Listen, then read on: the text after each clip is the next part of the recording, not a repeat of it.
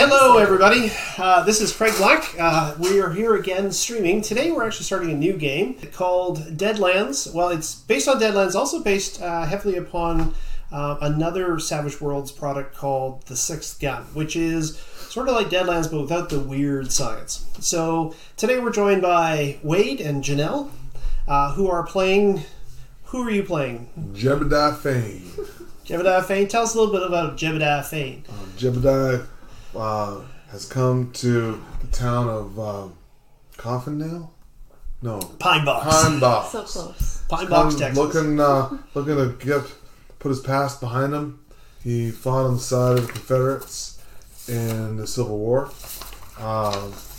When the war was over, he really didn't have anything to go back to. His dad died when he was a child. He doesn't get along with his brothers. So he set forth.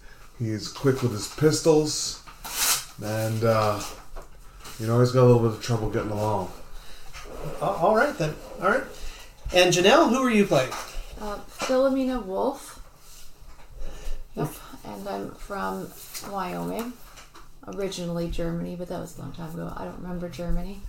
And my father is still in Wyoming. I left him and traveled, and I met a nice girl named Margaret.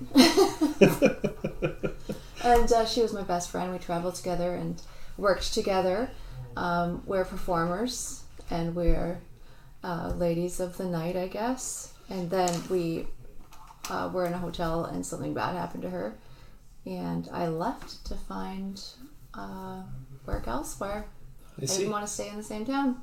All right, so when we say something bad happened to her, we're actually alluding to something supernaturally bad, correct? Yes, yeah.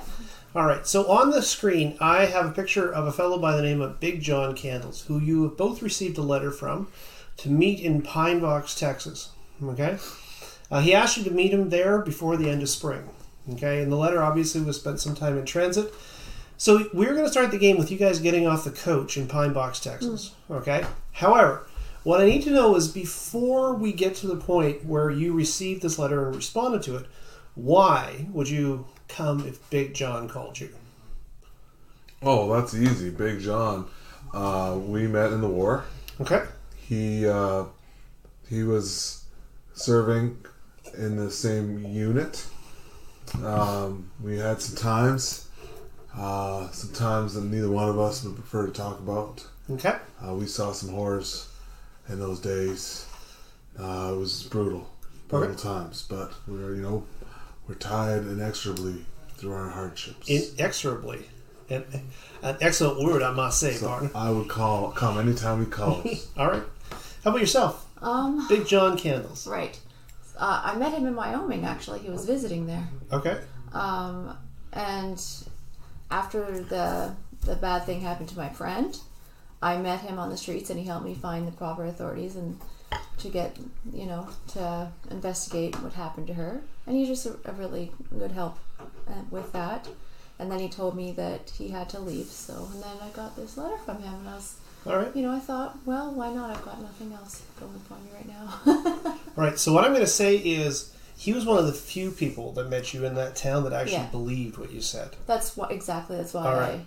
Okay, so this is what you guys know about Big John Candles. He did fight in the Civil War. So the year is 1880. The Civil War was 13, 15 years ago, right? Depending on, sort of where you spent that. How old are your characters? If you fought in the Civil War, you're at least 30. 30. Okay, so that's how old you are? 30? Yeah. Okay. How about yourself? 29. Oh, so you were actually super young. Signed on as a lad because my big brother was in the same cavalry unit. Okay, gotcha. Oh. How about yourself? I am 25. 25, all right. So Big John, he fought in the war, and when he fought in the war, he was already a veteran by the time he joined the war, okay? He fought on the side of the South, and after he finished in the South, like a lot of Southerners, he found himself fairly destitute. The war was very costly for the Southern states, and so he traveled west seeking his fortune. He tried being a law dog for a while, but that didn't work out quite well.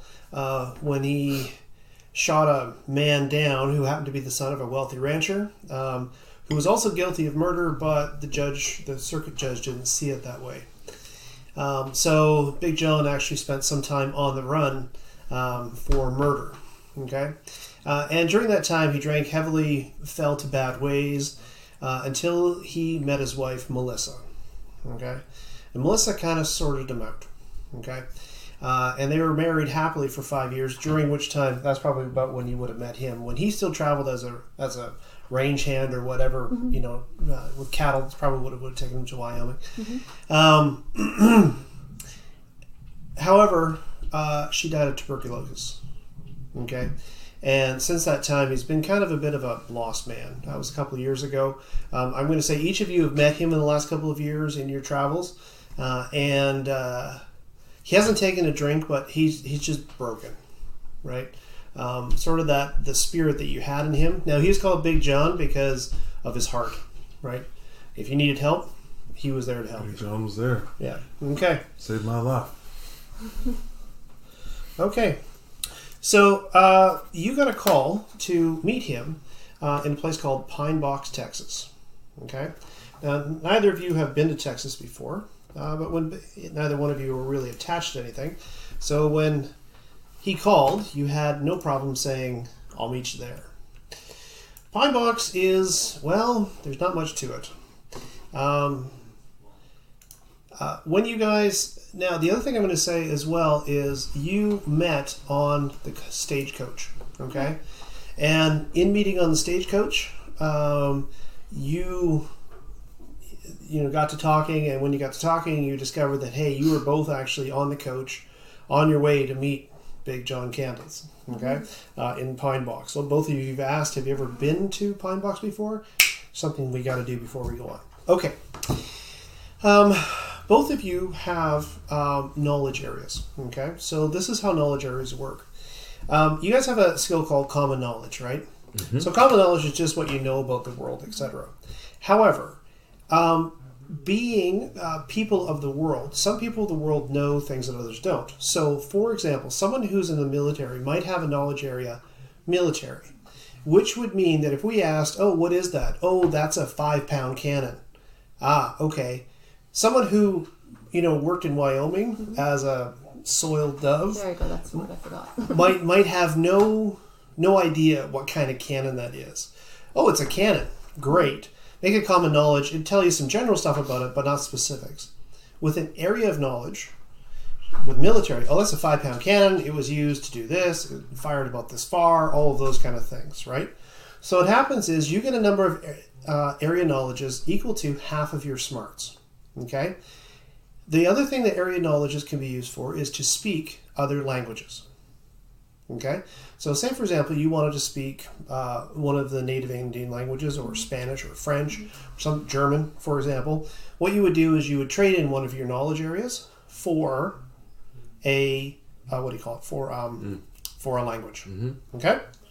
So, before we begin, what we need to do then is, I think you have a smarts of D8. Mm-hmm. You have a smarts of D6. Yes. So each of you, you're going to need to find 3, and you're going to need to find 4 knowledges. Okay. Okay? Okay. Yeah, so, and you can just write them up in the top right-hand corner there. Yeah, what do you think? I want to have a language one for sure. So okay. It's fun. All right. Knowledge. Language. Okay. Do you know what you want to speak? I'll go with German. Okay, that sounds good. Yeah, I know that there's other things probably more useful, but... No, but it's in characters, so that's cool. Yeah, it's fine. Okay. And then, so when I do a knowledge, you said it was D3 or 3. What is it when you use the knowledge again? Knowledge is actually, common knowledge is actually right your here. common knowledge skill, right? What these, though, is these will provide you with extra knowledges around, the areas that you're skilled in. Specific, yeah, okay. Okay. So how generic should they, like, what are they? Well, you could take military or criminal, rancher, like anything like that. Like, for example, with criminal, it might allow you, if you had thievery and criminal, thievery is always going to allow you to steal things and do whatever, right? If you had knowledge of criminal, that might give you an inner working of how certain con jobs work, etc. Right? I like that. Like, so it's like, oh, this is that, right? If you had ranch hand, it might let you know, oh, this is how they round up cattle, if you had, or whatever, right? If you had,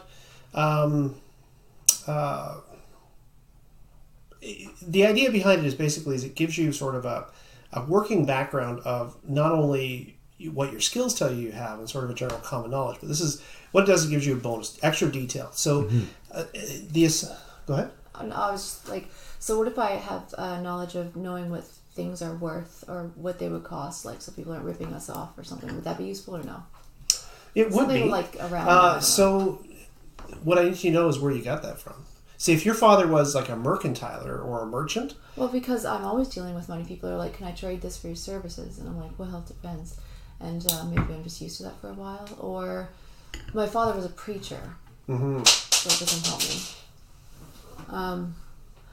Something to do with the Bible then? Yep, or sure. something to do with religion maybe would be absolutely. Good. Yep. What would you say then? That's religiosity. Is that a word? Well, it is now. It is now. All right. So, and then what would that would be like if I? Well, if you wanted to quote the Bible or to know biblical things, right? Now, bear in mind, like you think to yourself, oh, okay, well, I don't know how important that is. Mm-hmm. You deal in a society where the devil's on earth. Yeah, exactly. So it's actually probably more important than you might imagine. Okay, so what should we actually call it? Knowledge of. You don't like religiosity? Religion? Sure. Yep. Okay.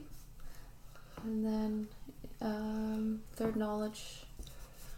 I want something that's useful. What about... No, that's not a knowledge. Never mind. Well, you might say con artist. Right. Because you spend a lot of your time conning people. That's better than... Okay, that's better than knowing what stuff's worth. That's good. So con artist. Okay. And that'll help me to... Identify cons, understand how they work. And do them too? Or just no, it's just knowledge. Right, yeah, it's just knowledge. Okay. What about yourself? Criminal. Okay. Because you're a criminal. In my time since I left the forces, I've had to make my way in less than savory ways.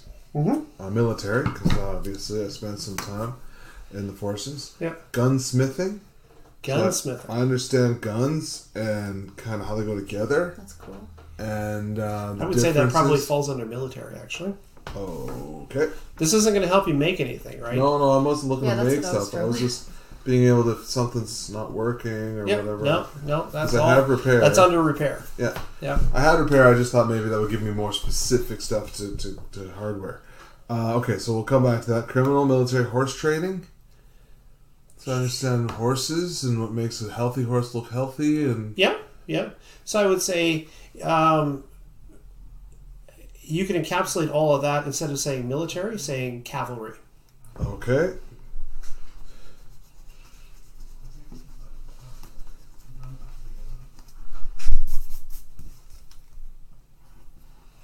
Right? That's going to teach you about, basic military ranks and right. how horses and what about like knowledge of like the land and the people, like absolutely. where certain tribes live and stuff like that. Traveler. Okay. Yeah. Okay. And then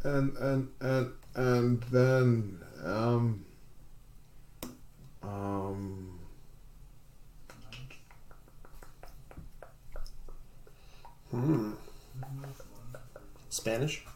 Oh yeah, do a language. No. Yeah. Okay. French. I speak. Which are the Texas? Who are the local natives? Oh. Cherokee people. Cherokee are to the north. Apache or something. Apache. Through to the west. Okay. The reason I went like that was because I looked this up before we began, and of course it immediately went through my brain. Puebloans are in Arizona. Okay. To the north. You really want to say north to Alaska now, don't you? I want to sing "Don't Bring Your Guns to Town." Okay. So they are Plains Indians. 1880.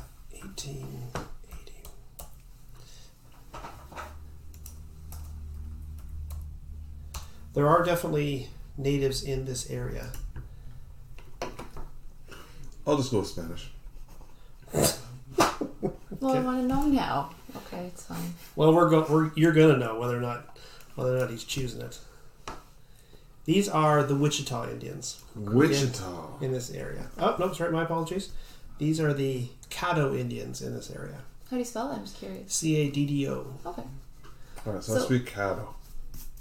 That's probably not their language, is it? No, it's not their language. That's actually linguistic stock is Keras. So there is. These are, look at all the linguistic stocks. Oh gosh, yeah, for sure. Stunning, right? Yeah. So there's so many. That's what I was like when I was looking at that stuff. I'm like, there's so much, too much. So what would it be? How do I spell it? I think what I might do is I might actually just say that it's. I might make the languages sort of compact, like collapse them, and say it's Plains Indian. Plains Indian. Plains Nation. Plains Nation, yeah, sure. They wouldn't call it a nation; they call it Indians. Indians. I speak. Yeah. Actually, you know, one thing. So, one thing that we should know here is that the Old West was pretty horrific. Like when it talked about black people or. I'm not going to say any of that stuff, but right? I will say the F word. Yeah, but what's fascinating about that is this game doesn't include any of that. We're more interested in the horror of the Weird West and gunfights and stuff like that rather than any type of racism or anything like that. So yeah, that's not the focus of what we're playing here. Is a historical treatise on the Wild West. No, that's not what we're looking for. Exactly. I speak Plains Indian. Yeah. Okay. Okay. Right. So you guys have arrived here. Now you guys each have a small sum of cash. Not small, actually, a fairly decent sum of cash. If you look up here on the price list, your bottle of brandy, by the way, that's worth about $5. Okay. So is it good brandy then? Yes, it's good brandy. Okay. What's that? Courvoisier. Yes. Oh. A high class hotel room would be about $10 a night. Oof. Okay. Okay, and a basic hotel room is about $2. Okay. A decent meal at the hotel. A decent meal at the hotel is probably about $3 to $5. Okay. Okay. But you can get a plate of beans and oatmeal for about $1. Okay. Okay. So just so you're aware, you have quite a bit of money on you. Okay. A horse, about $150 for your basic standard bred riding horse. Right, because we both came here to stagecoach. Yeah. Stagecoach. That's right. So we don't have horses. No. That's why you ride by stagecoach. So when you look around, the first thing I'm going to say is this is Pinebox. Okay, Pinebox is not a big town. Okay, it is in the middle of. So it's in East Texas. East Texas is not desert. Okay, East Texas is actually quite heavily wooded. There's actually several bayous in East Texas. Okay, and this Pinebox is actually in Golan County. Okay, so as you ride in to the north, there's the big white painted church. Reddy's Supplies, which is a dry goods store, grain, feed, etc. The Artie Saloon, which is your traditional saloon. Doc Weber's, okay, who is a barber, a dentist, and a doctor. Nice. Okay. The sheriff's office, which contains a small stone jail at the back. The Riverbend General Store. This is right here, the bend of the river. Right, so you see across from, owned by the same man, the Riverbend Hotel. Okay. The Golan County House. So the Golan County House basically is not the legislature, but the center house for all of the administration of the Golan County records. Okay. The post office. The post office in this society does more than just take mail. Okay. There is no rail that comes this far yet. Okay, the rail is actually headed from the north to this area, but has not yet arrived. Okay. However, the telegraph poles terminate at the post office, so the post office also acts as sort of a bank. Okay. Okay. So it's going to be my question. So there's lock boxes, all of those kind of things Right. there at the post office as well. Okay. Understood. You have a butcher's tent down to the south, Goodman's livery and stable. So livery and stable, what's the difference between the two? A stable is where you take your horse to be taken care of. A livery is where you go to rent a horse. Uh-huh. Okay. Okay, so you can actually, it's like a horse rental, Oh, which is interesting. kind of neat. I now know what the difference between that is. Yeah. And then finally to the north here, there's actually an itinerant workers camp. Okay? Okay. And so these are basically people who are in town building things, etc. Okay? Yeah, so that is the town as a whole. Okay? When you get on, oh, the post office, by the way, is also the coaching station. Okay? So when the stagecoach pulls into town, Right. it stops out front of the post office. All right. Okay. So there are 6 of you in this coach. Only the 2 of you disembark in Pinebox. Okay. All right. So the gentleman jumps down, his long coat covered in mud from the trail, opens the door and lets you down onto the muddy street. Okay. Going to and fro are horses. The day you've been riding through the rain, but the day is now sort of broken into like heavy clouds above with sort of the shine of sun beyond them. But the streets are still muddy from that travel. And Okay. what time of day did you say it was? You would have arrived sort of around mid-afternoon. Okay. Okay. This is the first town you've seen for the last couple of days. There was a coaching station last night, which was basically a bunkhouse and a restaurant, right? Let's put it this way. On the trip, you've eaten a lot of beans, so Yeah. the coach is kept warm by a variety of means, if you get my understanding. Yeah. Okay. Okay. So I guess the question is, first off, when you step out of the coach, what are you wearing to travel? I'll be wearing my work blouse and my overcoat. Wait, is it hot out right now? It's spring, so it's I'll wear the overcoat. yeah. Just because, I'm a cold girl. And then, my skirt and my boots Okay. and my bandana, just in case there's dust. Okay. Now, do you normally go armed, or do you normally just leave that in your bag until you need it? I'm going to I always have my knives on me. Okay, just so in you case. keep the bandolier underneath your heavy coat? Yeah. Okay, sounds Yeah, good. or unless you think the knives would fit on my side or something cooler. 1 or 2 you could sheath at your side, but if you want lots of them, the bandana or the bandolier is the way to go. So I've got 4 on here and then like 2. Sounds So, good. Yeah. Yeah. And then my hidden pistol I have also hidden, but my other Okay. gun I don't. Do you have knives in your boots, maybe? That's much cooler. Okay. Okay. That's, Do you have yeah. knives in your if you ask me, do I have knives there? Yes, I do. Yeah, I do. Okay. All right, so I am. I got my hat on. Okay. I got a bandana around my neck. And I got a shirt and it's kind of a vest and my duster on over top of my trousers and my boots. And I got my pistols in my holsters. Okay. And belt, my knife in my belt. Okay. And I just look like a good old cowboy. Just another good old boy. All right. So you step off the stagecoach. The man who gets you off, he's got like the big handlebar mustache. He's maybe 50 or so. Okay. And you guess he's probably been riding shotgun or stagecoaches for, the past, 49 years. That's what it looks like. He's got that grizzled trail look to him. Mm-hmm. He lets you down. As he does so, he tips his hat to both of you.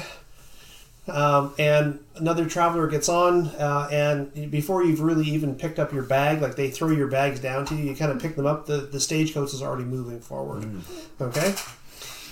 There are a number of people kind of coming and going on the street. You see a number of a number of buckboard wagons here with supplies, etc. However, leaning on his chair, just to the south of you, sort of over in this area right here, you see a man stand up, right? Kind of crack his neck, and then he sort of sidles over to you. Now, he's also got a big bushy beard, but you also see the 6-pointed star on his chest. Is he like old or young? You would. He's probably in his 30s or so. Oh, okay. He walks with a very distinctive limp, though. So he sees you getting off, and you two know each other. So I'm going to assume you get off at the same time. And so when you get off, he walks over to see you. Horses. He kind of pauses for the horse to go by. Kind of tips his hat at the person going by, and then he arrives. Welcome to Pinebox. I'm Bob McCauley. Howdy, Bob. I'm Jebidiah. Philomena. Now, I just assume you know right now if you're in here for any trouble, you can just get on the next coach and be on your way. We ain't looking for no trouble, mister. Otherwise, if you're looking for a comfortable bed, Riverbend Hotel, just down the way. It's owned by Mr. Franklin, as is the store across the street. The Artist Saloon gets you a nice place as well, but I don't brook no brawling. No brawling, no roughhousing or anything like that. We ain't here to do no brawling. All right then. And yes, okay. So he kind of looks you up and down. He says, "Well, welcome to Pinebox then, and you enjoy yourselves." What brings you to Pine? Oh, he kind of stops, and then he turns away from you, and then he kind of stops. You know, his duster sort of trailing in the mud, and it's just like he forgot to ask something. He turns around and says, "Might I ask you what brings you to Pinebox exactly?" We're just here to meet a friend. I'm just looking for a friend of ours. Does your friend have a name? Big John, was it? Big John Candles? Big John That's Candles. Oh, well then. Why didn't you say so? Yeah, he ain't in town right now. I didn't know he's coming back this way. Yeah. Say if you see Big John, say tell him Bob McCauley says hi. Will do. Yeah. Big John's name seems to, like, he kind of looked at you with sort of like the suspicious glower. However, as soon as you say Big John, it, like, immediately, like, the light goes off and says, "Oh, your friends are Big John? All right. Well, welcome then." Okay. You're good people. Okay. And so, did you say that the saloon also has rooms available? It does not. Okay. Okay. No. Okay. Well, maybe for you. Right. I think I'll go to the hotel today, though. Okay. Get freshened up. All right. How about yourself? Well, I'm looking to go wet my whistle. Okay. So I'm gonna take a date with the lady. Okay. Good dice. And I'm going to cross the street and see if I can find me. My mouth is dry, throat's dry from the road. All right then. Okay. Fair enough. You head through the batwing doors of the saloon. These are fairly classic doors. Okay. Inside, you can hear the sounds of some guys gambling. There is a player piano playing in the background. Just a general bustle of noise. It appears to be relatively busy. Your eyes sort of catch a couple of ranch hands or something along that line. Some trail hands. It looks just like again an itinerant crowd. Mm-hmm.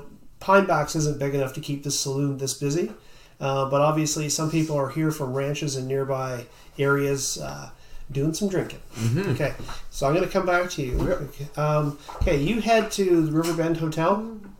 Riverbend Hotel is pretty traditional. It's basically 2 stories. Second story is given over entirely to accommodations. There are a few on the first floor as well. Okay. When you walk in, you also notice off to your right there is a fairly extensive restaurant area, a dozen tables or so. Okay, and the smell of rich cooking kind of comes out of the back. Mm-hmm. As you sort of walk in, a gentleman behind the counter, dressed in a vest, he's got like the tight mustache with the goatee below, and he looks at you. "Good evening, miss," or "Good day, miss. Welcome to the Riverbend Hotel. You here for a meal or a room?" I'm here for a room, please. "I see. Are you unaccompanied, miss?" Nope. Not yet. Your husband is? No, you are. Sorry, are you unaccompanied? I know, I'm thinking about that for a sec. I'm unaccompanied. I see. Well, miss, the town has a statute against unaccompanied ladies Well, what do you want me to do? selling their Sleep on the services. street? No, he's pretty blunt. He says there's a statute against unaccompanied ladies selling their services within the hotel. Well, I wasn't planning on doing that. All right. He would say it, though, somewhat more gently than that. Okay. He's not trying to insult you, but he is stating, The rules. What? The rules. Yeah, the rules. Okay. So then he's like, well, of course then. My apologies if I insult you. It's entirely not my intention. We have the small single rooms, $3 a night. Plus we have a bath just down the way. You freshen yourself up for 50 cents. Okay. By the way, so let's talk about money for a second. Yeah, and okay, yeah. Okay. Sorry. So we are going to use coinage and bills in this game. Okay. After the Civil War in the 1870s, money became available by paper. Okay. So there's now paper issued U.S. dollars, but in this game, the other money is still used. Okay. So the bronze ones represent obviously pennies. Okay. These? Nope. The ones beside the bronze ones. Those ones. Yeah. Those are pennies. Okay.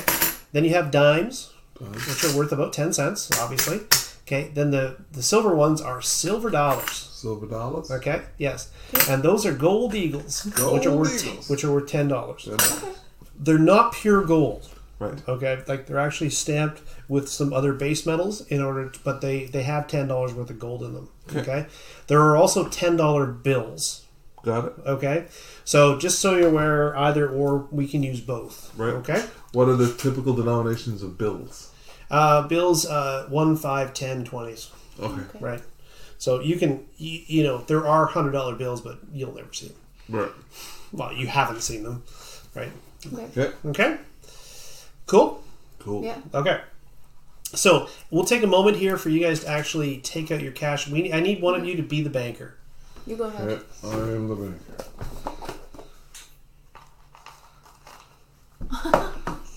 All right. So, how much money do you have? $111. $111. All right. So you can have one, You can have there's $50 bills as well. 3. I don't want $50 bills. Actually, you can have 4 of those. Okay. And then a couple of these. I do appreciate the moonshine in the jug. If I haven't said that already, that's super awesome. 80, 90, 100. We looked funny if it was actually 105. Okay. 1, 2, 3, 4, 5, 6.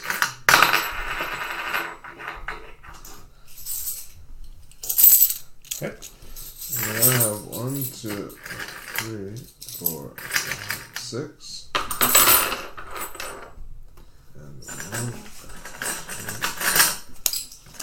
2, 3, 4, 5, 7, You take all yours in gold, dude. 8, 9, 10. Yeah. I don't trust this newfangled paper money. I got here jingling. Jingle jangle in my pocket. Okay, then. 1, 2, 3, 4, 5. 1, 2, 3, 4, 5. Yeah. All right, then. But a lady like yourself, probably have some of that fancy paper money. It's easier to carry. Damn straight. All right, so what do you think? Are you gonna stay for the night? $3? Right.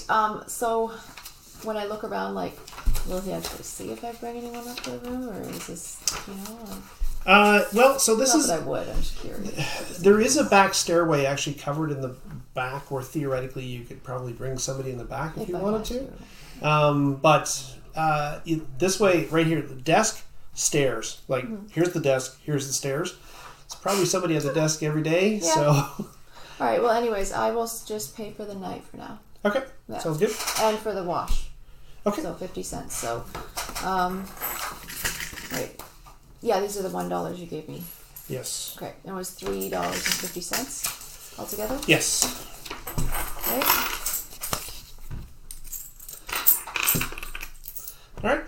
Yeah.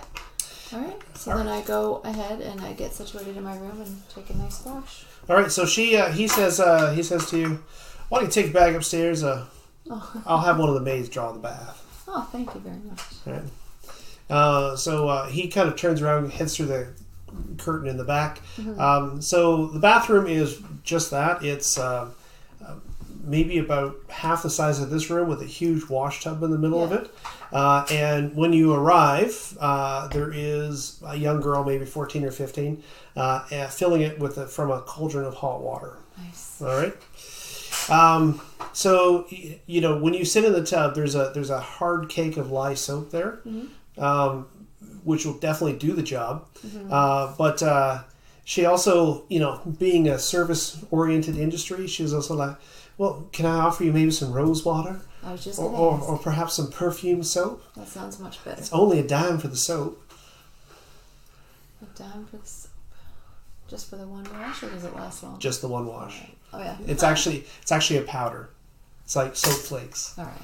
All right. Okay. And but my super quickly, does my room lock with the key? It does. Okay. Yeah. Right. It does. Okay. Although you're pretty sure, Okay. So you just because my stuff's in there. You kind of ease into the bath and you wash away the filth of the trip. You walk in through. As you do so, there is, like I said, there's lots of people in here. Okay. Most of them appear to be, farmhands and ranchers, all that kind of good stuff. Okay. As you approach the bartender, he's a lanky fellow, striped vest, young. He looks, friendly. It's like, "Oh, welcome, stranger." Howdy. Get me a whiskey. Of course. Okay. So he reaches for the bottle, and now what happens is traditionally there's two bottles. There's the clear bottle, which is the rot gut. Okay, and then there's the labeled bottle, which is the real stuff. Okay, so he kind of reaches his hand up, and tradition is he pauses just before, before he gets there, and you tell him which one to grab. I'll take the good stuff. All right, okay. So a shot of the good stuff is 15 cents. Okay. Okay. 15 cents? 15 cents. Okay. A bottle is $5. Give me the whole bottle. Okay. Buckaroo. All right. So, his hand stops and he reaches down, pulls out a bottle. He sort of hands it to you to check the wax in the bottle to make sure that it's, this is actually real Tennessee whiskey. Okay. And, he Take takes my your hat money. off, put it down on the bar. And he takes a glass. All All right. right. Pour myself. Just close my eyes, take a deep breath, and take in the smell of the town. All right. Okay. We take in the smell of the town. More likely, you take in the smell of the ranchers at the saloon. Okay. That's what I was talking about. There are a number of them, and they've obviously come in hot and heavy off of the road. Okay. And you would guess that they've probably been here for quite a while because several of them are quite loud in their cups. Okay. Laughing and jostling, talking about some woman named Mabel, whoever she is, but apparently she lives in these here parts, who is, let's say, wayward in her ways. All right. It kind of comes down to two of the guys are talking about having their way with them, and the third one's talking about, that's the woman I'm going to marry one day, and so it kind of gets a little bit rowdy. Right. There is a card game being played. Do you have any interest in? No, I've lost way too much to the devil's game. Okay. I'm just going to lean against the bar and just kind of sip on my whiskey and just kind of look around, see if I can get a feel for what's going on. This Mabel story, obviously. Okay. I'm going to look and see if there's any fat cats that maybe need to be taken care of. Just kind of take it in, just see what's going on. Okay. So you're looking for the purpose of... I'm just sizing up who the people of this town are because obviously, what did the letter from?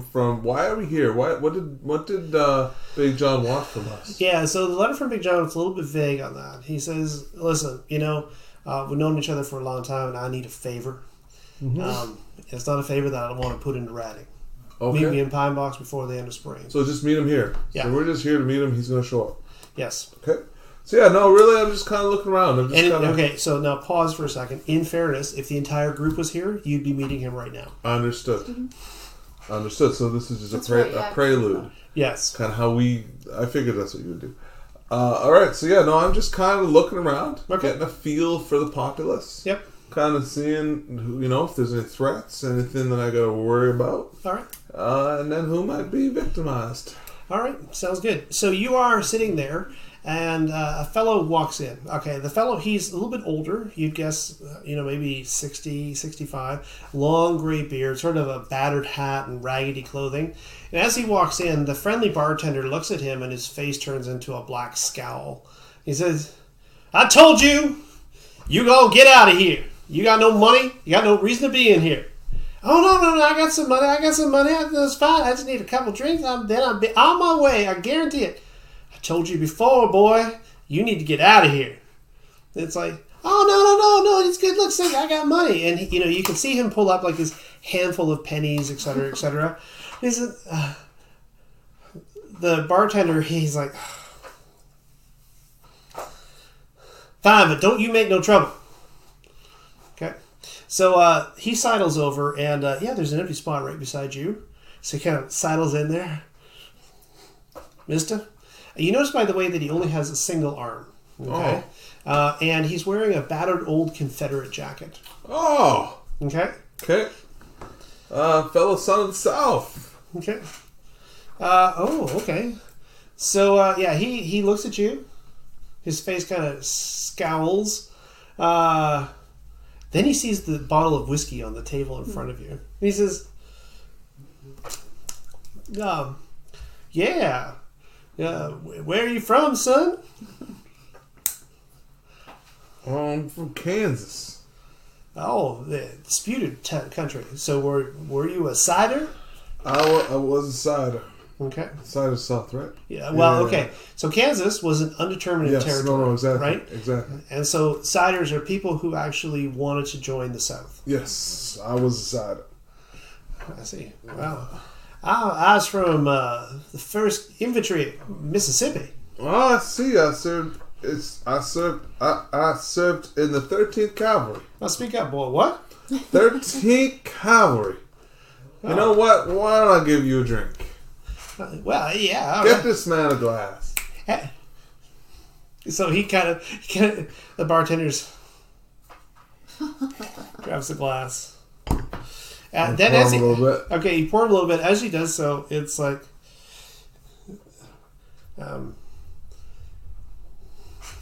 Buford here, he ain't real popular with the locals, just to let you know. Kind of turns and goes back to cleaning his glasses. So I give him, so where'd you... Come on, speak up, boy. What? My hearing ain't so good. So what happened to your arm? Bloody Yankees, Dan, shot it off. Bloody Yankees. And I tap his glass, take a drink. Yeah, his voice raises a little bit as he says that. Goddamn Yankees couldn't hit the side of a barn, but that day, shooting through the fog, man, they ripped my arm right off. From a table, it's like, you be shutting up about Yankees, boy.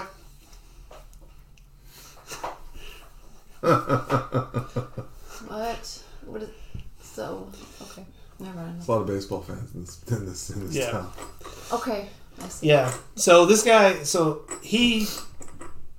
his voice begins to raise. As he does so, it doesn't take him one whiskey to get belligerent about, the superiority of the Southern gentleman. Of course. Right? Of course. And the right of the state to determine its own causality, et cetera, et cetera. Mm-hmm. Now, of course, what happens is people in this time, they didn't watch mass media, right? Oh, of course. So a lot of them actually had fairly extensive vocabularies, right? Vocabularies. And so, when you talk to him, he's very loquacious about about the superiority of the South to the North. Okay, mainly in intellectualism, in strength of arms, in their ability to fight on their own and not have to rely upon other people, and blah blah blah blah blah, right? And being another Southern boy, he's got a friend to talk about that with. Yes. However, Texas was a member of the Confederates, but they weren't. Texas was a new state at the time of the right, and there's a lot of people who've come here from the north, so there's a lot of mixed population here. Let's put it that way. Okay, that may or may not agree with his, his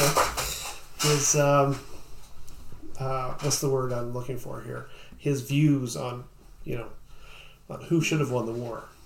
Okay, you turn around and make a notice check. Ooh, a notice check.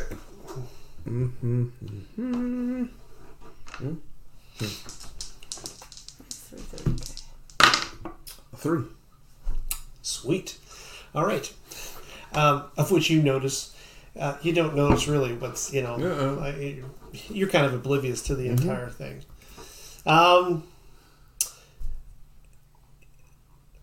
However, how much whiskey do you give him? To this point, I've just given him the 1 glass. Okay. Right? To this point, I'm keeping this bottle primarily for myself. Okay. But I gave him 1 glass as a good gesture to a fellow Southerner. All right, fair enough. So after he drains the 1 glass, right? And he kind of looks hopefully at you, but when that doesn't happen, he reaches into his pocket and he drags out these greasy coins and slaps them on the counter. Hey, you Yankee bastard! Give me some whiskey. I'm looking for some service here, boy. And you're just kind of chuckling to myself. Yeah, okay. It's a good show. I like him. So the guy grabs the rot gut off of the shelf and brings it over. I don't like being called that. I'll have you keep a mannerly tongue in your mouth. It's like, I'm paying, you're serving. You shut up and do it. And you're like, oh, but you're super popular in town. I can see now why he was warning me off this fellow. It sounds like my grandpa. Yes, exactly. Yeah. So he downs yours, and he downs 2 more following it, and then he's counting out, 1, 2, 3, 4, and he puts 4 coins onto the table, right? Actually, you don't notice. He puts some coins onto the table, and he's pouring me another. So the guy pours them, and then he kind of... It's only 5 cents, sir. There ain't but 4 here. It's not that much money, but you got to pay what you got to pay. What are you talking about? There's 4 cents in that. There's 5 cents in that hand. There's not. You stole one. You're like, so make a quick notice check. 4. All right. Yeah, it's a penny, right? But he's definitely a short one. So I'm gonna say, oh, I must fall in here on the floor, and Why would you nope, I'm not gonna do that because I don't have any pennies. I'm just gonna say, come on, man, it's the honor of the South. You gotta pay what you gotta pay. I did pay. I saw you. You only had 4 coins come out of your pocket. You call me a liar? I'm calling you a liar. Just pay the man. I'm calling you a liar, are you? What'd you say to me? I said I ain't no liar. Alright, I'm gonna stand up. Yes. And I'm going to just kind of pull back my jacket. So that the handles of my pistols are plain to see. And I'm going to say,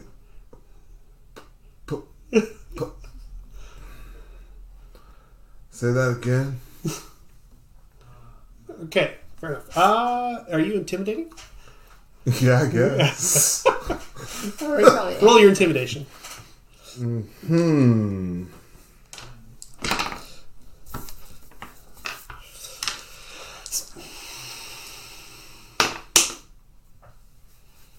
That'd be 2. No, I don't have to take that one.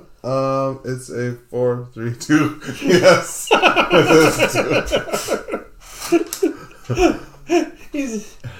What, you get to draw them pistols right here in the saloon? You ain't no southern gentleman. Kansas? Pfft. You couldn't even make up your goddamn mind. Join one side or the other. I'm a cider. Where the hell were you at Arkansas? I fought honorably. I fought honorably my ass. Is he wearing a hat? He's wearing sort of like it's like a beat up range hat. I'm just gonna flip his hat off his head. I'll throw it off in the distance. I'm gonna be like... Agility. He's an old man. His agility ain't great, but it's a competing roll. Ooh, yeah, no. 6. All right. Okay, so you grab his hat and throw it off his head. Okay. I say, ain't no one talk to me like that, old man. I want to stare at him, steely-eyed as possible. Thinking to yourself, I need to buy a die of Intimidate.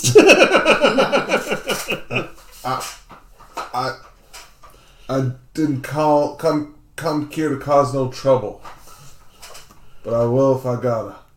All right. So he looks at you, looks at his hat. I gave you some of my whiskey out of goodwill. Okay. You notice at this point that as soon as you draw your jacket back from your guns, you're focused on this guy, but out of the corner of your eyes, you do notice that the bartender seems to be leaning fairly close and his hand is underneath the counter. Yeah. You're guessing there's probably, some sort of, coach gun under there. Mm-hmm. Okay? With a double barrel shotgun. Mm-hmm. Right? He looks at you. You and me ain't got finished business, little boy. This is the bearded guy? No. This is the bearded guy, the old guy, right? Yeah, it's not the bartender all of a sudden. Some southern gentleman pick on a cripple. He picks up drinks his. He grabs the rot gut that he hasn't truly paid for, slams it back. The bartender's like, what? Get out of here, you! I told you, don't cause no trouble, right? He says, I'll remember you. Just stare at him. Okay, so he kind of sidles away from you. He's got his hand out like he's got a gun, but there's no gun belt on him. Right? Picks up his hat and sidles off into punches the doors open. So I'm going to turn the bartender around and be like, I see what you mean. I told you. I should have listened. Yeah, you're right, you should have. So I am gonna give him his penny. Okay. Why? Because I have a sense of duty to this bartender. Okay. Sounds good. Okay, so you find yourselves now. You have a few drinks at the saloon. These guys in here, they're heady with drink, but they saw how willing you were to put your guns up, and they these guys are ranch hands. They're not they don't have any guns with them, so they're not really all that interested in making trouble. Okay, so you spend a couple of hours drinking. No one really of major interest kind of comes or goes. You think maybe later on tonight. But it's the work day, right? So a lot of people are sort of out doing their thing. Right. Okay. So I'm just going to head back to the hotel. All right. Take my bottle with me. Now, did you buy a knapsack or saddlebags or something like that? Like, how do you carry all your stuff? I don't really have a lot of stuff. Do you have extra clothing and stuff like that? No. I just got the one set of clothes. I just got, what I got on my back. Really, I so where do you carry, like, extra bullets and stuff? I suppose I gotta have extra bullets, don't I? Yeah, I guess I got a little, You could have saddlebags. rucksack. Well, would you carry saddlebags if you don't have a you horse? just carry one on your shoulder. Okay, that's what I got then. Okay. How much are saddlebags? $5. Okay.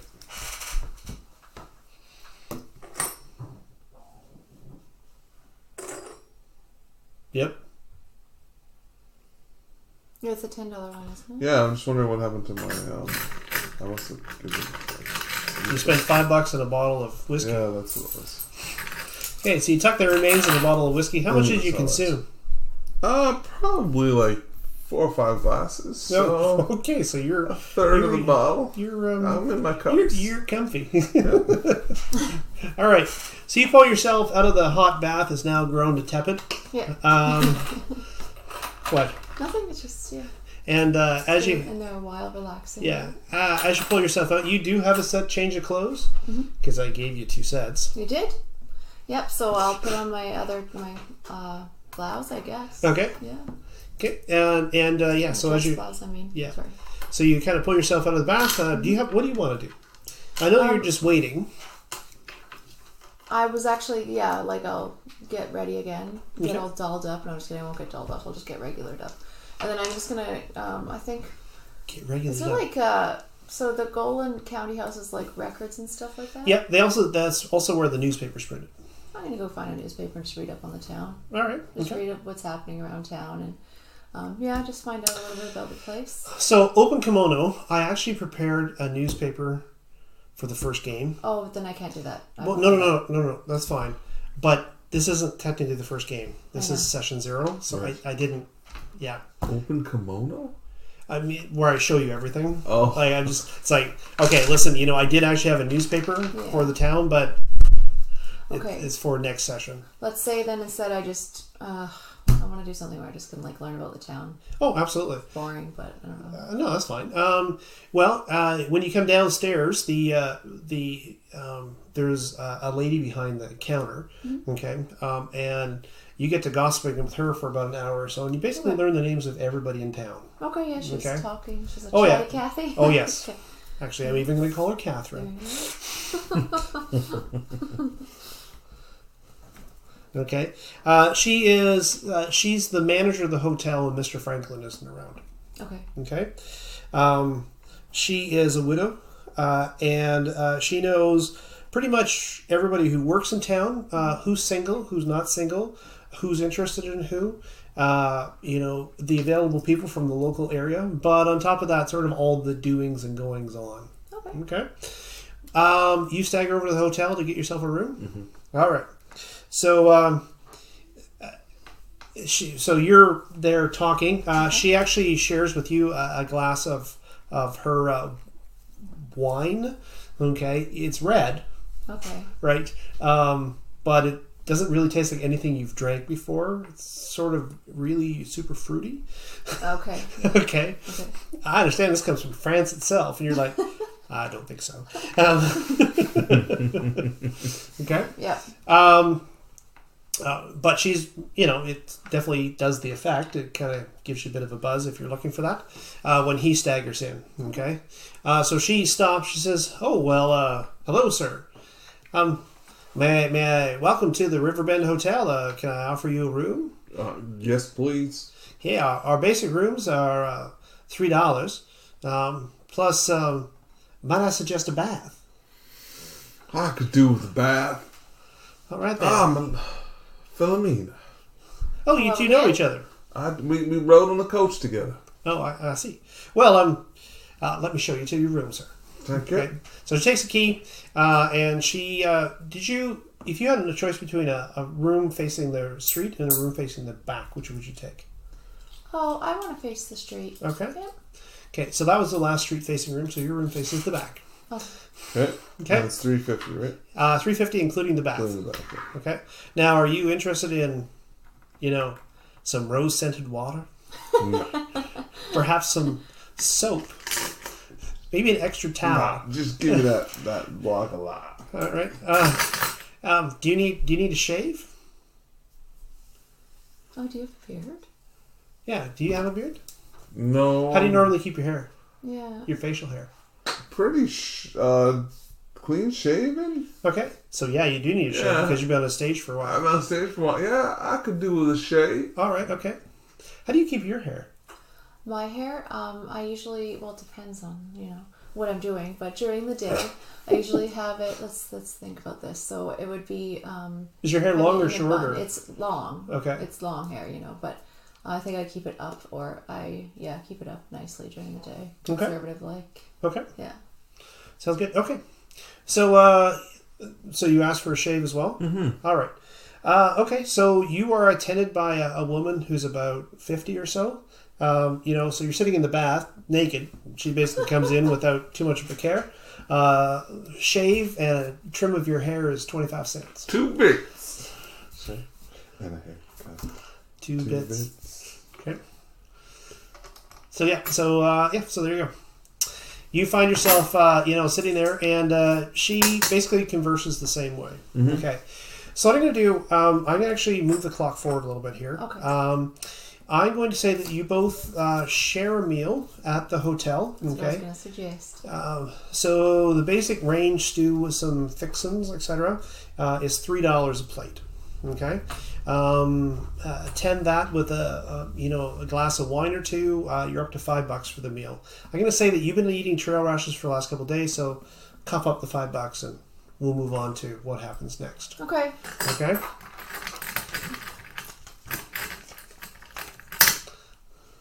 Oh, look at you and your fancy paper money. All right. I'm just going to grab myself a glass of water.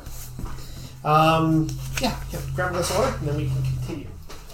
All right, then I will grab a glass of wine because it is 3:43. I will take it.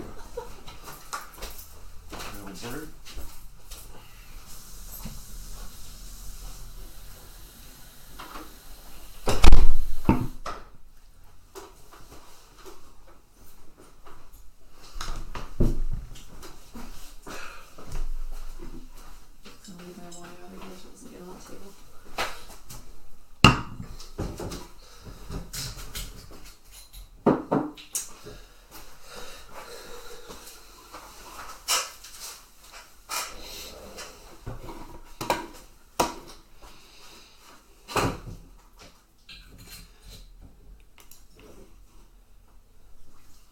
This is the glass I've chosen to leave at your house Oh, okay.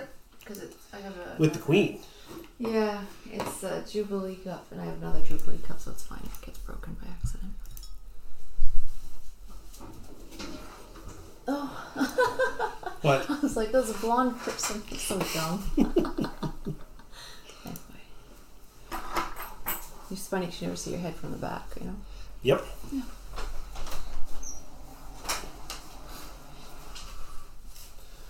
All right.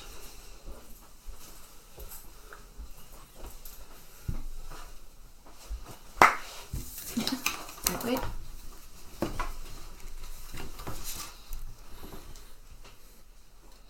All right. So you guys enjoy your meal, and as you do, the town grows quiet. There's some lanterns lit outside, etc. And just after dark, as you're sort of sitting outside, it's mid-spring, right, in Texas. Mm-hmm. Normally, it's a fairly wet season in East Texas. However, you have an overhang, and there's some actual chairs that sit out front. So as you're enjoying your aperitif, which I find, anyhow, whatever. As you're enjoying your aperitif on the veranda, watching sort of the ranch hands, etc., ride back, mm-hmm. you are suddenly surprised. Is that the right word? There is a great sound, okay? And what that sound is the sound of about 30 or so carnival workers who suddenly come around the bend on the north end of town and arrive basically in full view. Like they come around from here, mm-hmm. And they are carrying torches, and they're dressed gaily in their costumes, and they're led by this fella right here. Okay? Yes. Okay. And as he sort of walks into town, behind him, they're playing like cacophonous music. It's discordant, it's a little bit crazy, but it's definitely carnival music. And you see like a guy walking on stilts despite the mud. You see a pair of pair of men dressed as horses with a pair of other men sitting on top of them, jousting back and forth. People dressed in motley, juggling and flame, bursts of flames, etc., etc. And as they walk into town, he stops in the middle of town, and with his cane, he sort of raps heavily upon the wood frame, or the what do you call that? The boardwalk in front of the sheriff's office. And he's like, "Ladies and gentlemen, I am Tiger Roley, and we are the Roley Circus. We what do you call it? We invite you, sure. We invite you to join us at Blackburn Hollow, there to see all of the wonders of the carnival. Watch as," and he goes through the acts one at a time. "Watch as the man who fears no flame eats the flaming torch," right? And then suddenly there's a gout of flame, right? "Watch as our brave knights," blah, blah, blah. Anyhow, finally, he says, "And as well, if any of you kind folk have talents, we find our show short of people. So this might be your chance to embark upon daring do, perhaps displays of sharpshooting. Perhaps you know how to dance or sing or play the fiddle. Any of these things. Come to an audition tonight, this very night, and tomorrow you may be a star." And with that, there's some of the clowns sort of run around, and the townsfolk who are, normally, the townsfolk, the town doesn't have a lot of people in it, right? And normally they're busy doing whatever work they're doing. But there's like a cluster of folk here, suddenly, as these people, are, there's a carnival group, right? And a clown goes around handing out candy, and, they're just basically, this kind of, what's the word I'm after? There's an atmosphere to it, right? And with no further introductions or anything else, they hand out the playbills. Playbills, basically, they're handmade. They look like they've been painted over a few times, but they they basically invite those people that for only 50 cents you can enjoy the circus, which is going to be held in Blackburn Hollow, which you heard today of Blackburn Hollow. It's apparently about like a 6-mile trip from here. Okay. Basically tells you everything like that. Beside you, you actually have a little girl who says, "Oh, Ma, I simply must be allowed to audition for the show." Okay, and you see her mother kind of turn to her and go, "No, I don't think so." Okay. But that said, without further ado, they kind of continue on. Now, I'll have both of you make notice checks, please. Okie doke. So what time of day is it right now? Sorry, it's nighttime. It's just after dark. Just after dark, okay. 5. I forgot to get my dice ready. Okay, you can talk to him if you'd like. I don't know. So notice is, hold on, right there. So D6. And then do I add another dice to it? A wild die. A wild die, which is a D6. Okay, so I'll make this. So they should be very distinctive. I'm going to make this my wild die. I always do because it's my only 6. So sounds good. Like that. Okay. Oh, nice. Stop it. That open ends. 10. I got a 5. All right. Okay, so you both notice that there's something raggedy about them. Okay, despite the fact that they, have complex costuming, etc., etc. It's all very threadbare, right? Mm-hmm. You would guess that their show is not the wealthiest show. Okay, as well, there is, like you look at them and you think, it's unusual for this sort of a large of a carnival group to be in this small of a town, mm-hmm. right? So they must be really desperate, right? Okay. Mm-hmm. Okay. So, what do you do? Well, I'm super curious. Me too. All right. I like the circus. Well, let's go check it out. Let's go check it out. All right. Yeah. Okay. Do you follow them back to Blackburn Hollow? I just kind of follow the crowds. Okay. So we're going to walk there? Yeah, I assume. Okay. Well, there are. So what happens is these people are actually they just parked outside of town. They kind of do like a circuit. This is actually kind of a big circle. Okay. So like this here. There's if you go a little bit farther this way, okay, there's actually a ford in the river, and then there's the bridge. So they kind of came in from over here, they kind of go back, and then they get on their wagons, okay, and they have these gaily decorated wagons, Rowley Circus, right, drawn by these nags of horses that, you know, definitely look like they've seen better days. Okay. But they are entertaining and playing along the road. You see some people sort of run off to get, their horses and buckboards, etc., to follow them. But most people did actually, like, some people are actually on the road. Now, you would guess that the circus, this is a different time, okay? It's not like... kids didn't have to go to school in the morning kind of idea, right? Like they went out and worked in the field kind of idea. And they would go to school in the afternoons kind of idea. So what occurs is these people heading out to do something at nighttime, all dances and stuff like that all took place after dark, right? So this is not necessarily an unusual thing. It's just, it's obviously something special that's happening, right? Right. So you're following behind them. Are you following behind them? Yeah, just kind of following the crowd. Okay. Yeah. Okay. Do you stay dressed the way you're dressed?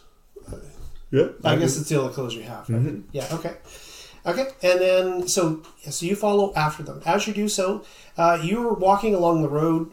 You're easily able to keep up with the performers. Okay. They're talking merrily amongst themselves, being chased by children and people. Obviously headed to this to Blackburn Hollow, which is still. Did I say 6 miles? That's not right. It should be about 2 miles. My apologies. Okay. Yeah. 6 miles is quite a ways. Walk there, that'll take all night. That's quite a ways. Yeah. So it's a couple miles. Yeah. It's not in town.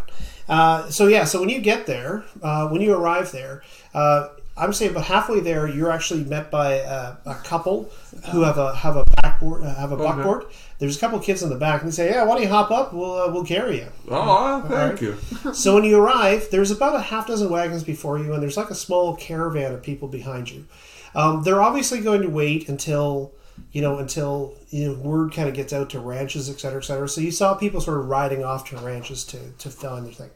Ahead of you, you see a bright red, heavily patched tent, okay, as well as some brightly painted wagons, a cluster of horses and oxen off to the side, and then now you see sort of parked, sort of helter-skelter, are all of these different wagons and horses from the town itself. Okay. Yeah.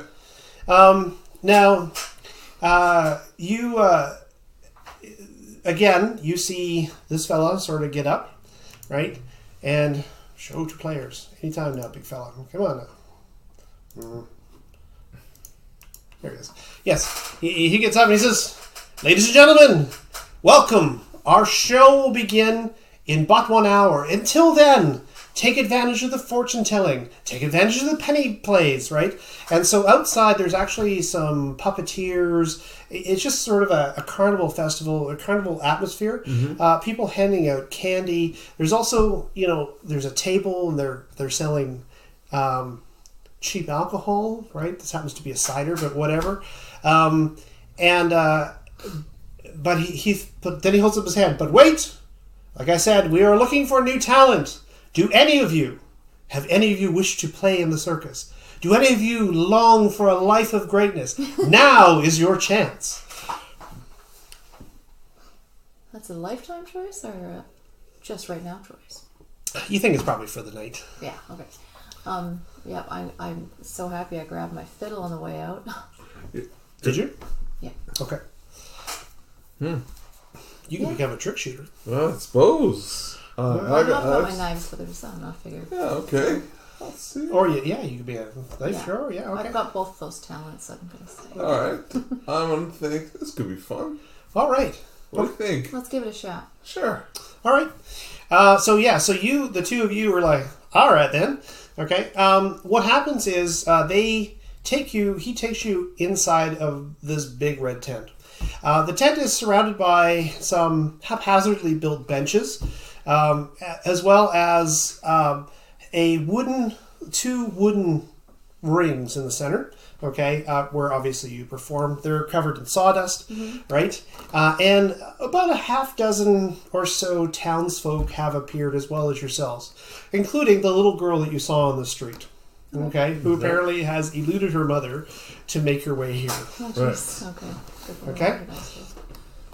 So there are a number of circus performers sort of sitting around, and as they do so, they're sort of sitting on the edges, and you guess that there's probably some sort of voting mechanism that occurs here in order for for the process of selection. Right. So we're in Texas Got Talent. Texas Got Talent. Texas Got Talent. All right. Okay. So fair enough. You sir. He points to a wrench hand. Tell me, what is your special talent? Well, sir, I can sing like nobody's business. My mama says I have the best singing voice in all the county. And you hear some of the other people are like, right? And sure enough, maybe his mama's deaf. You're not quite sure. He steps up. The performance is quite horrible.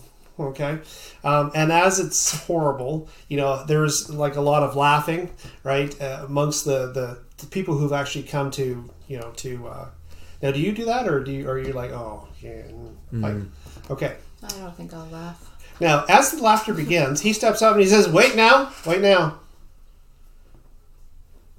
That just means his talent is not complete. Does not mean he does not possess it. Go back, sir. When we come through town again, we'll try you one more time. Perhaps your voice will have sharpened to that of angels. But today, unfortunately, we cannot take you. You, sir, tell me, show me your special talent. Well, sir, I'm a sharpshooter. Oh. I take out my guns and I go... Okay. Do a shooting roll. But what are you shooting? Is there a bullseye or something? Well, I haven't shot yet. I was just twirling. Oh, I see. Okay. Yeah, I know. Okay. Yeah. I got that. Okay, I didn't. A 3. 3. With a 1 on my dice. Yeah. All right. Well, twirling is definitely a different skill. Let's see exactly how good you are. Okay. And he says, Reggie, fetch me a dinner cup. Okay. So he takes out, grabs a metal dinner cup. Okay. Reggie sort of runs off. Reggie's a dwarf. Okay, so he runs off, comes back with this cup. He says, all right, sir, let's see how good you are. Throws it into the air. I go...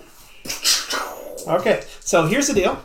Difficulty at short range, normally 4. Okay, it's small, so +2. And it's moving, so +2. You're going to need an 8. Okay. Oh, I hope we can get it. I got a 5. Okay, I'm going to use one of these. Okay. So that's going to add a D6. So an 8. 8, nice. Okay. Okay, so with an 8, the first bullet strikes it, it kind of knocks it in the air. Second bullet strikes it, knocks it a little bit farther. And you're like, yeah, that's good. He says, well, all right then. Yeah, and the circus crew is like, right? And he kind of looks around.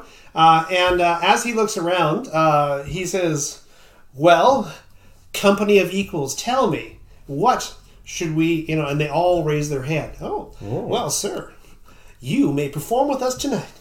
Excellent. All right. You, ma'am, and he points to one of the ladies who also is not particularly talented. Finally comes to Mona, who is the little girl. You. Okay. And who are you, young lady? Oh, my name is Mona. I was like, oh, well, show me your talent. And she is quite acrobatically talented. Okay, little girl steps up and she says, well, normally I do this with horses, lead them from one to the other, but we don't have horses, so if you don't mind, I'll just use these pieces of wood, right? And so she manages to sort of skip back and forth between, and you're like, huh, guess you get kind of bored in Pinebox, right? Anyhow, so there is clap again for the circus crew, and they raise their hands. And it's like, you, Mona, you can perform with us tonight. Oh, jeez. My mom's going to be so mad. Yeah. It's like, oh, thank you, sir. Okay. You, madam. Well, I've got a couple of talents. Let me show you the first one and how to stand up and play my fiddle. All right. Please. I'm going to play like a song that's really popular right now. All right. So you take out the fiddle. As you take out the fiddle, I was like, oh, well, Miss Sadie, looks like you have some competition. Why don't you come up here and play with her? Nice. Okay. All right. So Miss Sadie, she takes out her gilded violin. You notice, although it's gilded, it looks to be very old. Okay. And as she sort of takes it out and she tunes it, right? The way this works is it will actually be a competition between you and I. Okay. Oh, okay. We're going to roll. Yeah. And whoever gets the most successes wins. Okay. Okay. So she starts with a regular tune. Okay. Okay. Do you know this one? And she begins playing. You're like, oh yeah, I know that one. Okay. So it's difficulty 4 or better. Okay. Okay, go for it. Oh, so I thought she was going first. So You're going at the same time. Oh, I see. I'm rolling my performance? No. Yes. Okay. Okay, so that's a 6, but you got a 1 over here. Yeah, this is my wild dice. Yeah, okay, so roll it. Okay, and I also have a +1 to perform. Oh, there you go. Yep. 3. Oh, 10. So 6 plus 3 is 10. Okay. 6 plus 3 is 9, plus 1 is 10. That's how it works. Okay. All right. Oh. Well, Miss Sadie, it looks like you have a little bit of competition. So she looks at you. Now she's maybe about 5'5", and she weighs maybe about 180. So she's larger. Okay. And she smiles at you warmly. She says, "Oh, well, I've been looking for another fiddle player to play with. Let's see if you can keep up with this." Okay, and off she goes. Go ahead and roll. Okay. Oh, 2 1s. Ooh. I dropped my fiddle. Okay, so how this works, just so you're aware. Your 2 1s means a botch. Yes. Okay? You can, if you wish, spend your red one to add a d6. Right. If you add a d6, you will not botch. Okay. Okay? Okay. I don't know if you want to spend it for this. Yeah, I don't know because basically, like, does my fiddle break if I botch or anything? I'll actually draw a card for how severe the botch is. I'm just going to take the damage because I still got knives in my boots to throw. Okay.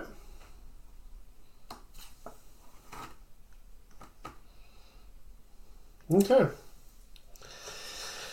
Well, you are playing. Now, the song she plays is actually a little bit too complicated even for her. Although she's a good fiddle player, her fiddle is old and it sounds flat. Okay?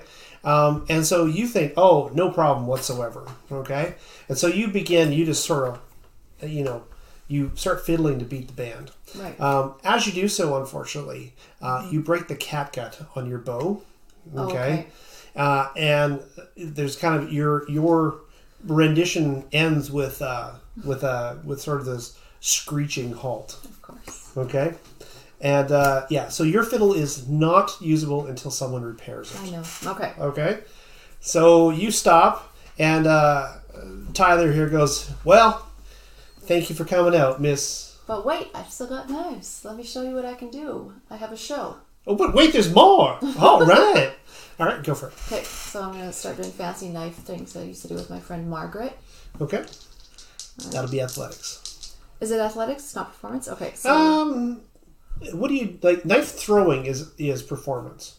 Knife, like, juggling, etc. Knife throwing is athletics. Right. Knife juggling is performance. Well, I don't know what I would throw it at, even though my athletics is better. I was thinking about just Well, performance. there are, like, the tent poles, etc. Okay, then I'll do, like, knife throwing. I'll make it look really cool. Okay, sounds good. Yep. And so that's D8. So Yes. that's better. That's why I'm doing it. Okay. The end. Okay. And +1 to perform. Oh, it's not perform. So it's 5 and 3, so 8. No, you... No? Just take the one. You Take should the go highest. Take the highest. 5. Okay. Yeah. Okay. Where you... if you max out one dice, Yeah. then you can add another dice to it. That's right. Yeah, it's been a while since we played. Yeah, absolutely. Okay. So you throw your knives, and you're effective, but not... what's the word I'm at? Well, okay. You're effective, Flamboyant. but not flamboyant, right? Unless you want to spend the red one and add a d6. It's up to you. I don't want to. Okay, fair enough. That's perfectly okay. Because we don't get these back, do we? Next game. Next game. Next time we play. They're for each night. Oh, there. I'm just gonna save it. See what happens. Okay, sounds good. It's okay. You perform tonight. I'll watch the show. Right. Okay. I need a break. All right. Okay. So, fair enough. So he turns to you and he says, he turns to the group and they're all like, they look at you sadly, like they really wanted you to be able to perform, but unfortunately you can't. Okay. I'm a little rusty. Yeah. It's like, well, perhaps next time. Again, this is not the end. I'm sure you'll meet our show again, and when you do, you are more than welcome to try out again. Thank you, everybody. The lovely Miss Philomena, right? Everyone claps for me. Anyway. Okay. Yeah. And you are escorted from the tent. One by one, everybody except for Mona and for some reason I know it's Jebidiah, but I keep thinking that your name is Cornelius. I don't know why. Huh. Yeah. I should change it. Yeah. But for some reason, like there's been a couple of times where I've actually got Jebidiah. That's very weird. Isn't that weird? Yeah. Anyhow, so he leads you all out of the tent. Okay. And so you and Mona will both perform tonight. And he turns to you and he goes, "My friend, with your shooting, you can make a lot of money, especially as a showman. Perhaps we'll talk about a more permanent arrangement after the show." Mm-hmm. All right. All right. And you, Miss Mona, you are quite spectacular. Okay. So now the challenge is not the challenge. So Mona is dressed up in what appears to be a costume from another child at some point. You know, it looks moth bitten, etc., but it has bells, etc., and she's ecstatic to get it. Okay. So he turns to you, and like a thin man, sort of, who almost looks like an undertaker, comes out. "You, good sir. I have just the thing. Tell me, have you ever heard of the Three Musketeers?" "Well, let me tell you the story. Once in France," and he begins digging through his costume trunk. Okay. Ultimately, if you let him, you are dressed up in a tabard that comes down to your knees, right. A pair of very loosely fitting boots that come up to your knees and then fold over like musketeer boots, and this huge floppy hat with a feather in it. Oh, jeez. It does leave your gun hands free. Okay. All right. The shooting musketeer. This will be. Tell me, do you speak French? No. Most unfortunate. But okay. Repeat after me. Mais oui. May Oui. we? Right. That is all you have to say. Trust me. Shoot. Mais oui. May we? You got it. All right. Now, are you jealous that he got into the show, and therefore are you going to stomp back to town disappointed? No, I'm not. I want to see the show. Okay, fair enough. So he's inside. They're obviously... Now, you go about rehearsing, okay? These people are very welcoming. Like, they're obviously... You guess that there's some holes in their performance, and they're like, "Oh, well, welcome, perhaps we should get some food beforehand." And, they feed you a hearty second supper of, biscuits and a stew, etc. And they gather around a fire just inside their painted wagons, right? Observation, please, or notice. Notice. Oh, nice. Oh, and that's when you add it. Okay, I remember. Yeah. All right. So as you are sitting there, just sort of gathered, there's all these people sort of in colorful clothing, etc. But near one of the wagons is a man who is there. There's a figure draped in a heavy blanket. Okay, he's actually got it covered. He actually covers his face and his entire body, and he doesn't appear to be one of the performers. And the other performers don't avoid him. Is that the right word? But they definitely don't go out of their way to be friendly to him. Is that okay? Okay. He's the only person that doesn't really appear friendly or engage you in any way. Okay. So you're out front with the rest of the crowd. There are jugglers performing. This guy blowing flame breath. A card sharp doing tricks. And you're kind of like, I know the trick you're doing because you have con games as one of your things. Con games? Or you're a con artist as part of your background. Is it? I don't remember. Sorry, just quickly that. Oh, that's just my knowledge. I see. Okay. Right. Yeah. So you recognize the game he's playing. I do recognize. Okay. Yes. Okay. They also, they for 5 cents a glass, they're selling this watered down cider, which is actually kind of tasty. Okay, as well as rock candy and just the general carnival fare. About 100 people or so have actually shown up to pay their 50 cents to get into the carnival. Okay. Okay. So you're going to be performing in front of 100 people, but on stage fright. And I'm going to pay my 50 cents to watch the carnival. Okay. So go ahead and pay your 50 cents to watch the carnival. And these are the dollars, right? Yes. So I've only got 40 cents. 40, yeah. Cents. All right. So you find yourself sort of swept by the crowd into this tent. And one by one, they go through the shows. Okay?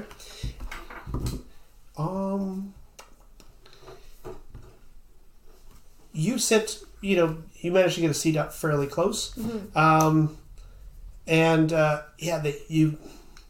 The show goes well, okay? It takes about an hour and a half or so to finish. And Tyler is very good at sort of, he's funny, right? So as he comes out, not all the performers will make their performance rolls. Let's put it that way. Right. Okay. Showman. So and so what happens is, when you get two people who are trying to, balance plates and they drop the plates, he's like, well, a little bit more practice necessary for that one, blah, blah, blah. And the crowd, I don't know, including yourself or not, they seem to get as much enjoyment out of people not doing well, right? Yeah. Because of the heckling, et cetera, that they're allowed to do. Your turn comes up. Okay. And so they've set up. There's an old marksman's shooting gallery. Okay, from probably a marksman who was part of the circus before. Okay. So you take over. Yes. Okay, and so I go out, and I do my big bow, and I try to cheer you on before you even start. Woo, that's my friend. Okay. And then I do my thing. Okay. And I miss.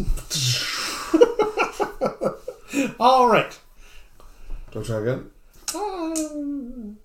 Yeah, I'll get you one more try here. Yeah. Oh no!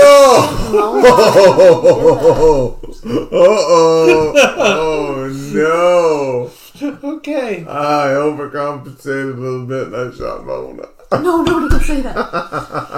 All right. So you are. May we? May we? May we? Okay. On the third time, one of the shots hits one of the poles holding up the grandstand. Yeah. And shears one of the ropes. Okay. And then suddenly it's like, May.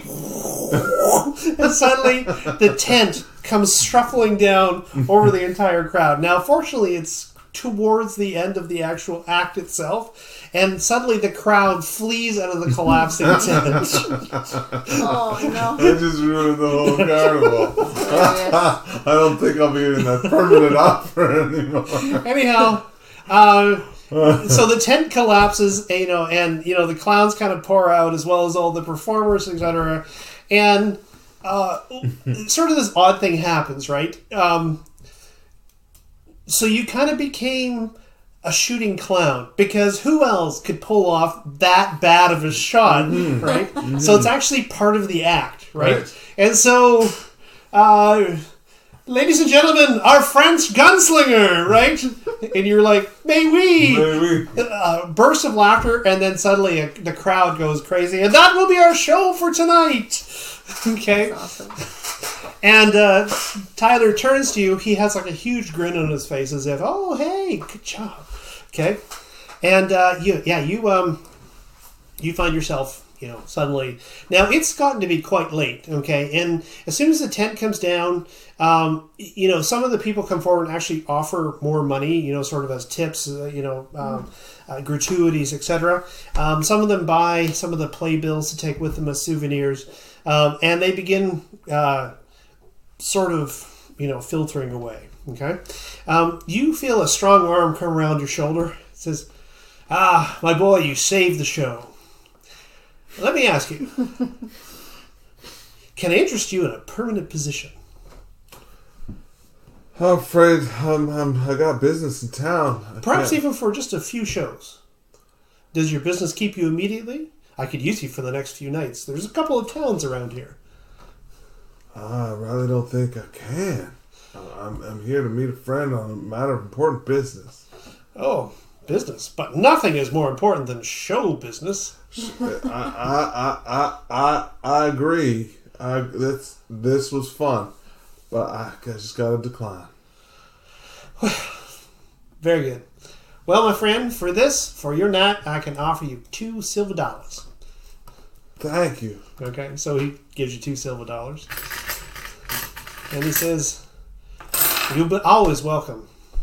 I'll look up for you. Okay. Sounds good. So you shed the motley, etc., and sort of dress back into your own clothes. Do you wait for him? I'm going to go look for Mona and make sure she can, see if she's going to be in attendant going back home. Okay. Did Mona do her show? Mona did do her show. And Yeah, she did. She got a succeeded and chance. she was pretty awesome? She was pretty awesome. All right. Okay. Good for Mona. All right. So you guys find yourself... so you're going to go look for Mona. Where would you look for her? Well, I'm just kind of keeping my eye on her because I noticed that her mother's not here. Her mother is not here. You're right. Well, do you remember her mother from the show? Maybe you do. Yeah, but no, you don't see any woman claiming her. Okay. Unless it's pointless, let's do something else. It's up to you. Well, it's only pointless if you don't want to do that. What else would I do? We're on our way back, right? So Yeah. Okay. Where's Mona? Okay. I'm sorry. So, do you go look for her or not? Yeah. Okay. Sounds good. Make a notice check, please. Okay. A D6, right. Ooh, nice. Okay. 10? Yes? Yes, 10. Excellent. Okay. So you are, you say to him, he says, "Hey, I'm just going to get changed out of this getup," right? It's like, "Yeah, okay, well, I'll meet you here." When you do that, you look around thinking, I wonder where little Mona got to. She probably shouldn't be out here all by herself, which is a very heroic thing to do. Anyhow. I guess it's not something I would do, but... Actually, that is heroic. So, where's my hat? Right here. Because it's heroic. Okay. Ooh, nice. Good one. Okay. So you look around the tent. Of course, there's the chaos of the carnies actually now reassembling the tent. Mm-hmm. They all seem to be relatively good-natured about it. It's just part of the show, right? And what you see a large man in a blue jacket with a hat. Yeah. And he's got his arm around Mona. Okay. And they're walking back towards the wagons. Okay. Okay. You follow them? I do. I'm gonna go say to Mona, is your mother around? Where's your mother? Okay. It's like, oh no, but the best of news, Mr. Rowley has invited me to join the circus. Oh, that sounds like so much fun. Miss Mona here, she could be a star. She sure could, but you're going to speak to her mother first, because she's a young girl. Absolutely. Absolutely. I'm going to take her home tonight. You come to her find her mother first thing tomorrow. Well, okay, Mona says, do I know you, miss? You don't know me, but you can't stay unattended with this man. Well, but I'm not. All the circus workers are here. I'm sure it'll be just fine. Thank you for your concern, though. All right, Mona, I'm going straight to your mother. You're going to be in a heap of trouble. All right. Well, I'll tell you what. I'll write you a note. You can take it to my mother. Mona, if you argue with me anymore, your mother's going to be very upset. Are you trying to threaten her? Sounds like an intimidate role. Yeah, I'm trying to make her feel intimidated by her mother's anger. Okay. Yep, that's fine. So go ahead and... I don't have intimidate. Okay, so what you do if you don't have a skill is you roll a d6, which is your wild die, Okay. and you roll a d4, and you'll subtract 2 from the highest one. Okay. Okay? All right. What? No, that's fine. Yeah. Okay. I was just pointing at your d4. Oh. All right, so 1 and a 3. Okay, so 1. 3 minus 2 is 1. Yeah. All right. Her face is like she's flushed with excitement, right? Of course. Right? And so he Rowley says to her, well, Miss Mona, if your mother's going to be angry, I'm not sure that you want to do this. And she says, no, joining the circus thing I've always wanted. It's like, well, Miss, I believe we have a wish in the making. All right, well, that is the business that I am in. I will tell her mama tonight, and her daddy will come visit you tomorrow. Oh, Mona says, oh, my dad is dead. All right. Then her mama will come visit you tomorrow. All right. So she, he seems completely willing to, you don't want to go, that's fine. Off you go. Right. But Mona's definitely, I'm joining the circus. Mm-hmm. Okay. Okay. I can't persuade her. Okay. You return back to, you guys meet up. Yep. Okay. Yeah, people are heading out, etc. You can probably catch a ride back to town if you like. Mm-hmm. Yeah. Okay. Hey, can we catch a ride back to town? Oh yeah, come on in. Thanks. May we? I nudge him. Yeah. Good one. Yeah. It's like, man, I could never pull off that shot. How did you hit the rope in the dark? Lots of training. Lots of training. Lots of training. All right. Okay, you guys take the buckboard back to town. Okay. So, you arrive back in town. It's probably like 3 o'clock in the morning. Jeez, I'm tired. You were beat. I'm beat. Okay. Definitely going to sleep. Crawling in my bed. All right, you do so. Okay. You yeah. Okay. So you the next morning you awaken. A very basic meal of Oatmeal. Oatmeal is served to you in the morning, as well as a stout glass of water. Okay, that's what's included in your Riverbend hotel room. Okay. Yeah. So morning comes. You haven't heard word from John Candles yet. Okay. But now it sounds like you have something you want to do. Mm-hmm. Well, Okay. I mean, yeah, I'll get. Okay. So what do you I do? gotta finish my meal first. No, absolutely. So we'll pick up probably an hour before noon. The mud outside is finally hardened into sort of this patchwork of almost like treacherous ankle-breaking mud, hardened mud, and you can see the town has definitely come to life. It was alive long before you did. Although a lot of people, they're looking a little haggard from late night. Yeah. Okay. Yeah. So yeah, let's take a walk around the town and see if we can spot the frantic mother looking for her child. Unless you want to stay here. No, I'll accompany. Okay. Okay. So you might be able to ask Catherine who Mona's mother is. Oh, that's a good plan. Of course, yeah. Okay. I just thought she'd be outside going, "Have you seen my daughter?" All right. Yeah. Mona. Oh yes, a little girl from Sunday school. Mm-hmm. Yeah, she's the one who she climbs the buildings and all that. That's her. Yeah. Yeah, she's her mother. She's a widow. She works up at Cutteridge Farm. I think she's a cook up there. All right, sounds good. Thank you very much. Okay. It's about a mile from town or so. Okay. All right. And while we're here, I might as well pay for another night. Okay. Oh, yes, me too. Okay. $3. All right. Yeah, these are dollars. Yeah. So Those those are dimes. dimes. Dimes. Oh my gosh. Sorry. This one. There's a 1. There's a 1. Oh, so there's dimes and Yep. So these are dollars. Nope, those are dimes. Oh, sorry. Dollars, Yeah. dimes, and then the copper ones are Of pennies. course. Let's see. Yeah, silver dollars. Okay.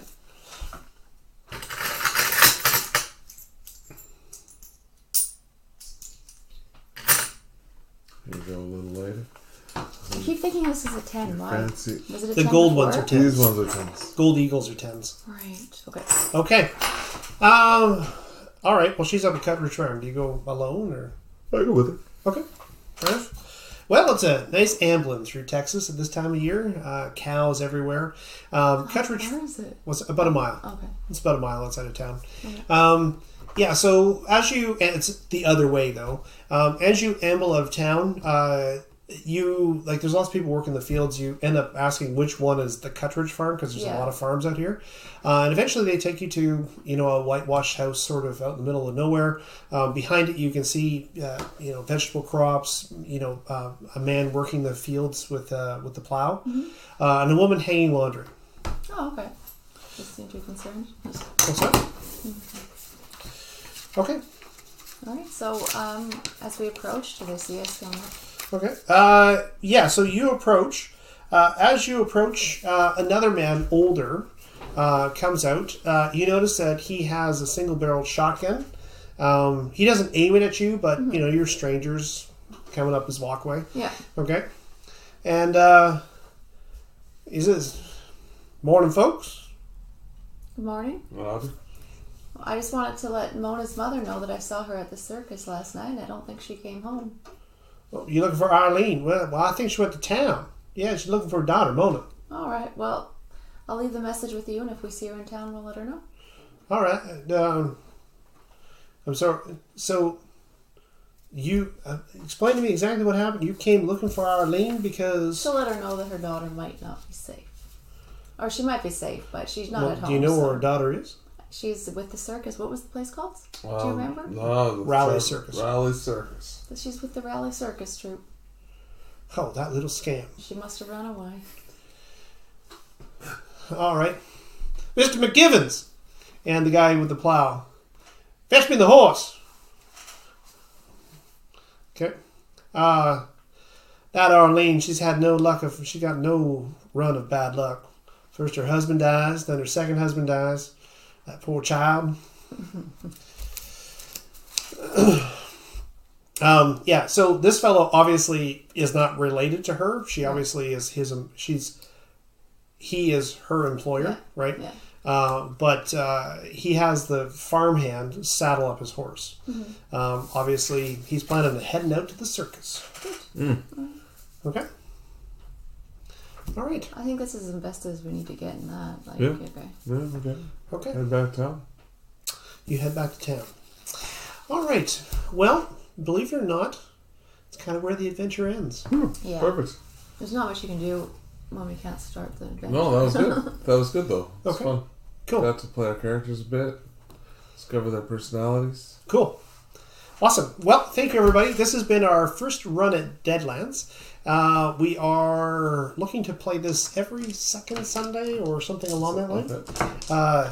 We're going to be playing on Sundays, scheduled to be coming. Janelle playing Philomena. Wade playing Jebidiah. So why does it do that? Anyhow, I should probably change my name to Cornelius. this has been a real hoot. I'm really actually looking forward to this game. I think it's going to be a lot of fun. Yeah. And if you do enjoy this, please like and subscribe, and we will talk to you next time. Like, subscribe.